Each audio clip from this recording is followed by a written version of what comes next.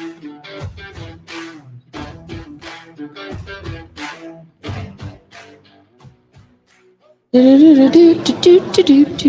we are live. Hello, ladies and gentlemen. We are the Bardown Beauties. I'm Jessi Pierce. She's Alexis Pearson. This is our good friend Emily. Producer Fred fired yet again. If you listen to our podcast, which is released every single Monday. Shout out to my fam, the Lacheskis, the Elskis, woo woo in the house.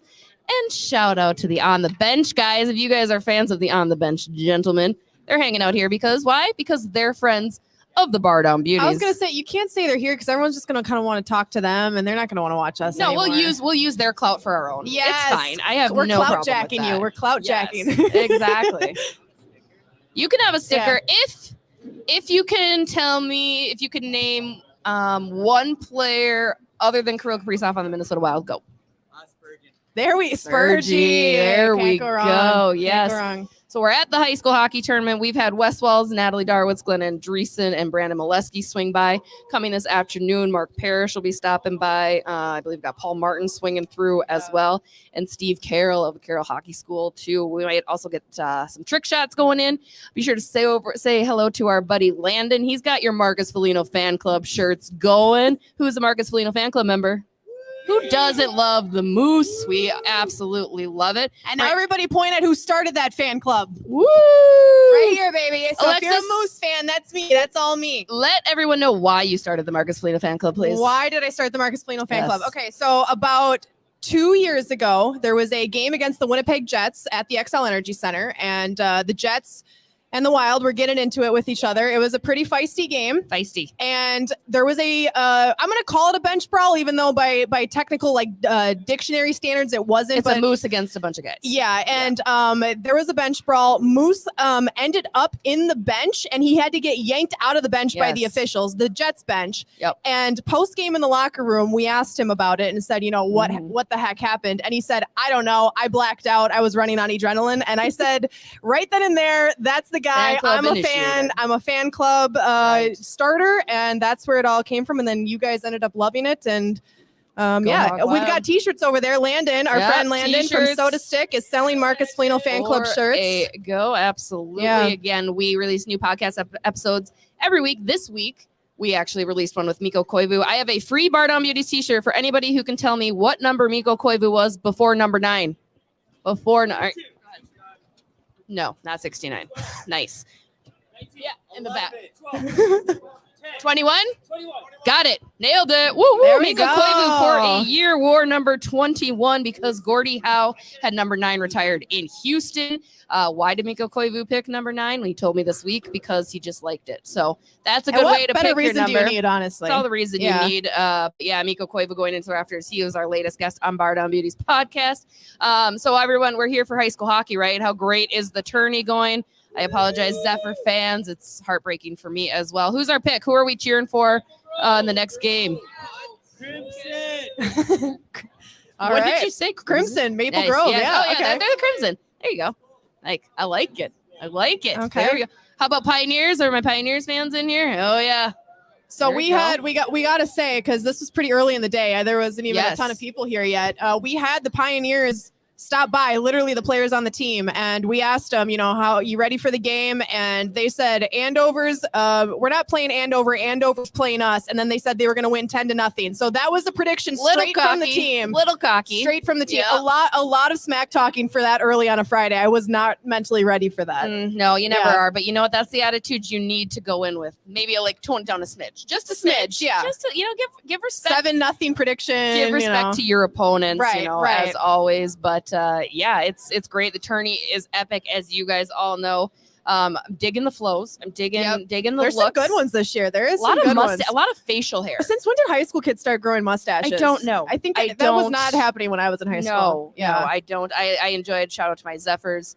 They have the classic wings. That's a good look. You had a couple guys that had full on Sasquatch. I thought, did you see the one that was shaved in the front and then a mullet in the back? I can only. So what do we call that? That's not a party in the front. Here comes Mr. Hockeytown himself. Oh, yeah, there it is. Jess Myers, everybody. World's finest. Or something like that, coming to rub it in that they beat the Zephyrs in overtime, I'm sure. That's the only reason he's over here. He just wants to. Good to see you. Now, Jess Myers is great. He writes for The Rink Live, covering the Gophers despite being a UMD Bulldog graduate, proud War Road native. Good dude. Everybody named Jess is pretty cool. Or legendary, as I was called earlier today. Please don't forget that. Legendary. Jessi Pierce, Bardown Beauties. Yeah, someone says it one time and you just never no, lets it go. It counts. You count. It says one. Yeah. It's all you need is once. Yeah. If you want to say it multiple times, it's fine. Legendary. Right. And you said that's how you're going to introduce yourself from now on. I said I'm going to introduce myself as friend and co-host to legendary Jessi Pierce. I'm just getting rid of my name completely. Fair. You know, it's kind of like Dwight with Michael in The Office, where he's like assistant to the regional manager. I'm like friend to the legendary Jessi Pierce. You know, that's kind of how I feel. Like it. Yeah. We can take some Q&As. You guys want a Q&A? Yes, Dale-Ann. Has anybody seen Dale-Ann's keys? My guess is Ollie and Jacob took them. Yeah, do you have Dale-Ann's keys? She's looking for them. Yeah, losing her mind probably with you two. I don't know. Yeah. In case you guys didn't know, we actually took on the On the Bench boys recently on the ice outside. We absolutely destroyed them, absolutely dominated them. There is no video proof otherwise. Yep. Ryan Carter, too, we destroyed him. So it was pretty great. Go check that out on our YouTube. If you show us you're subscribed to our Bardown Beauties YouTube channel, you will be able to grab a sweet sticker for your water bottle or whatever. Listen, laptop, we're not even trying to lie. We're trying to get to 1,000 subscribers on YouTube so we can make some money. So help us out. All you got to do is subscribe. It's all we ask. Hook it up. Joining us now, Mr. Steve Carroll of the legendary Carroll Goalie School. What's going on, Steve? How are you? We're here at the Expo. How great is that? Can't beat it, right? Oh, it's if you're a hockey fan, this is a place to be. That's for sure. Exactly. You know, tell us a little bit about your goalies. Goalies, they're a little crazy, right? We get to talk goaltending with you, but tell us about your school and what you guys do. Do some amazing things to the guys in the crease. Yeah, I appreciate that. We're in our 28th year of running goalie development programs for kids 6 to 14, boys and girls. We run a weekend format, so Friday night, Saturday, midday, Sunday, midday. And we just try to help them improve their skills and build their confidence so they feel better about themselves and they feel better about their game. Right. You got to beat that. I got to tell you a fun story. I know your sister, Ann, very well. Yep. So I actually interned at Fox Sports North and got to know her quite well. So she always talks all about you. So I had to make that connection real quick. You know, tell us about what's going on at your booth. You're here at the Expo too. What can people swing by and find at the Steve Carroll Goalie Cam Hockey Booth? Yeah, so I'm here with my company we partner with, which is Brian's Custom Sports. So they have the latest and greatest goalie equipment on display. Sure. And then I'm here to talk about our programs. Yeah. And talk about the locations and the different levels and our coaching staff and why people should choose our program over some other programs. And It's just fun talking hockey, and you see so many people that are connected, and it's just fun to be around. And like I said, just talk hockey. Yeah, you cannot beat it. This is the place to be. I know Glenn Andreessen obviously speaks very highly of you. You work closely with Minnesota Hockey. I mean, so we're going to talk goaltending because I have an issue with the goaltenders on the Minnesota Wild right now, Steve. It's a big problem. Alexis over here doesn't think it's a problem. Oh, I think it's a problem right now. I don't think it's a long-term problem. It's a problem. Let me just specify that. Do you think it's a problem, and how did they get out of it? I know, again, that's an elite level, but what do they have to do to kind of shake it, and do you think it is a problem? To be honest, I haven't watched that many games. How about that? Fair. Yeah. But I've watched some games, and I understand they're having some trouble. I don't know if there's a problem with the goaltending. I think it's kind of a team issue right now that they're not getting the breaks. They're not You're not the first person who said that today, by the way, for our guests. So right. I mean, I think it's true, and I'm not just defending the goalies, which I normally do. But I was going to say that's kind of your thing, right? Yeah, maybe we're asking the wrong person this question. No. But I'm fine with the way they're playing. But it's a team. It's always a team game. True. And so when they're playing well, I mean, there was no discussion about defense or blocking shots or getting sticks in lanes and that type of stuff. And now when things aren't going so well, then that stuff kind of gets magnified. Yeah. And it becomes kind of like the lightning rod. Well, geez, the goalie this and the goalie that. They should have had this and should have that.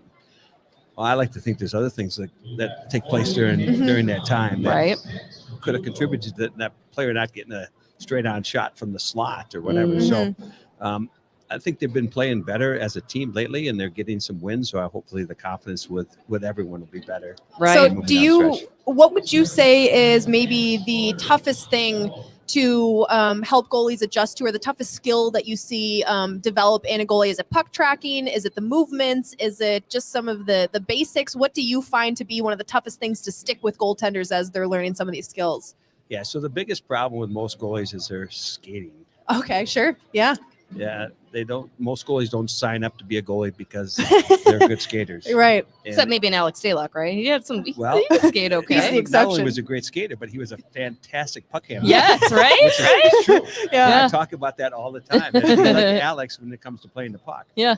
But most kids, the skating piece is hard for them, and it's all kind of connected. If they're not able to skate, then they're not able to get in a position to make a save. Right. And then it kind of snowballs from there. So we work a lot on developing the skating skills and the confidence in moving both directions, not just with their right leg, but also their left leg.